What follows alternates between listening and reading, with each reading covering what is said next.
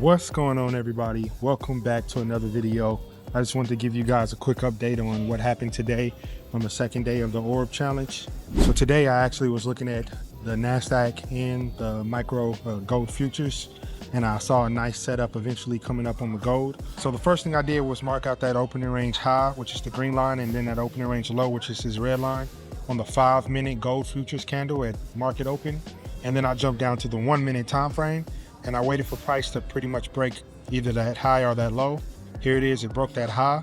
So then I grabbed my Fibonacci retracement tool and I put it at that swing low, all the way up to that swing high.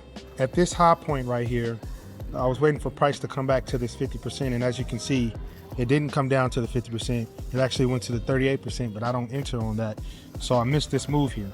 But the important thing is to keep your strategy the same and don't have a fear of missing out, or what traders like to call FOMO.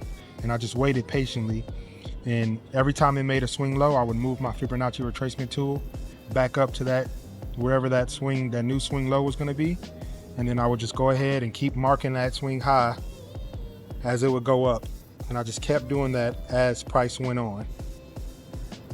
And as you can see, eventually, price did go to the 50% mark, or golden zone. And then I went ahead and put a limit order, like always, the 50% mark of that golden zone. And I put my take profit way back up here, and I put my stop loss down at that 78%. Price came down to that 50% mark, that golden zone, into me in the trade, and I was able to get a huge profit for the day, going all the way back up to my take profit. So patience is key sometimes when you're doing these trades. Sometimes it's better to just wait, don't have fear of missing out. So I ended up making a decent profit on the day, pretty much making half of what I need to make in order to pass the account. So a good first 2 days of this challenge. We'll be hitting it again on Monday. Thank you guys for watching, and follow for more.